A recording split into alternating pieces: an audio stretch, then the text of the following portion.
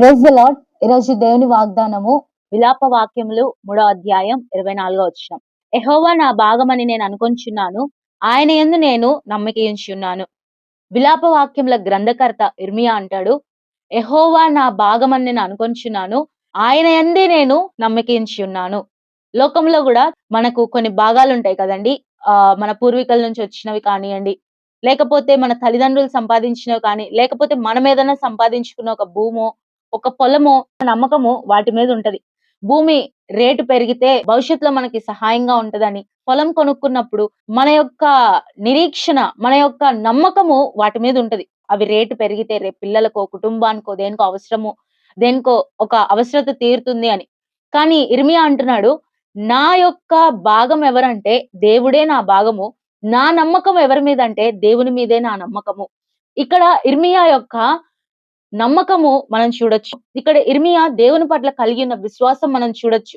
యెరూషలేము కూలిపోయినప్పుడు, దేవుని మందిరము కూలిపోయినప్పుడు ఇర్మియా విలపిస్తాడు. ఇర్మియా ఎంతగానో బాధపడతాడు. ఇర్మియా మనస్తాపనకు చెందుతాడు. అటువంటి పరిస్థితుల్లో ఆయన అంటాడు, నా భాగము దేవుడే, నా నిరీక్షణ నేను ఆయన మీదే ఉంచుతున్నాను.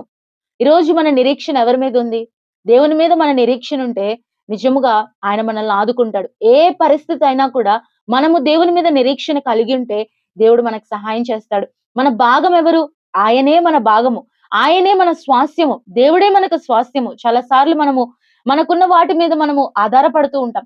మనకున్న అంతస్తుల మీద, ఆస్తుల మీద మనం ఆధారపడుతూ ఉంటాం. కానీ ఈ రోజు నుంచి నీ ఆధారము దేవుడే అని నువ్వు నమ్మినప్పుడు ఆయన నీ జీవితంలో ప్రతీదీ కూడా నీకు అనుగ్రహిస్తాడు.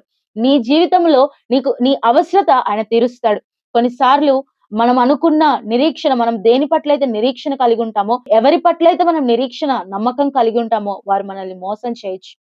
వారు మనల్ని వెర్రివారం చేయొచ్చు.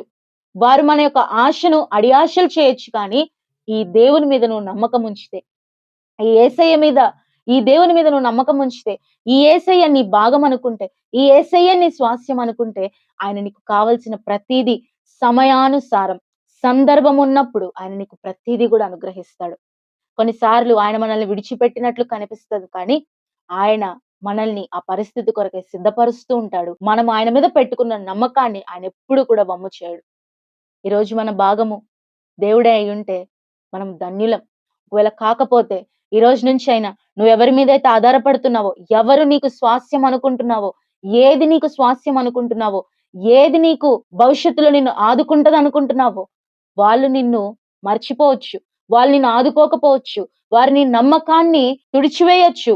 కానీ ఒకవేళ ఈరోజు నీ భాగము దేవుడని నీ యొక్క తీర్మానం మార్చుకుంటే ఆయన నీ నమ్మకాన్ని ఎప్పుడూ కూడా వమ్ము చేయడు. నీ ప్రతి పరిస్థితిలో కూడా ఆయన నిన్ను ఆదుకుంటాడు. ఆయన ఆదరిస్తాడు, ధైర్యపరుస్తాడు. అందుకే ఎలాగైతే ఇర్మియా తన నమ్మకాన్ని దేవుని మీద పెట్టుకున్నాడో మనము కూడా దేవుని మీద పెట్టుకుందాము. ఆయనే మన భాగము, ఆయనే మన స్వాస్థ్యము, ఆయనే మన దేవుడు, ఆయనే మన రక్షణ, ఆయనే మనకు సమస్తమును అనుగ్రహించే దేవుడు. మన నమ్మకాన్ని ఆయన మీద మనం ఉంచుకున్నప్పుడు ఆయన ఎప్పుడు కూడా మనల్ని ఓడిపోనివ్వడు. ఆయన ఎప్పుడు కూడా మనల్ని కృంగిపోనివ్వడు. ఆయన ఎప్పుడు కూడా మనల్ని నిరుత్సాహపరచడు. కాబట్టి ఈరోజు మన నమ్మకము దేవుని మీద ఉంచుదాము. అపనమ్మకము లేకుండా, అవిశ్వాసము లేకుండా ఆయనని సంపూర్ణంగా మనం నమ్ముదాము. ఆయన మనకు సహాయం చేస్తాడు. ఈరోజు మన జీవితంలో వెళ్తున్న ప్రతి పరిస్థితిలో దేవుడు మనకు సహాయం చేస్తాడని నమ్ముదాము. ఆయన మన జీవితంలో ఆశ్చర్యమైన కార్యములు జరిగించబోతున్నాడు. ఈ వాగ్దానాన్ని ఈరోజు మనం ధ్యానిస్తూ ఆయన కొరకు మనం జీవిద్దాము. Praise the lord.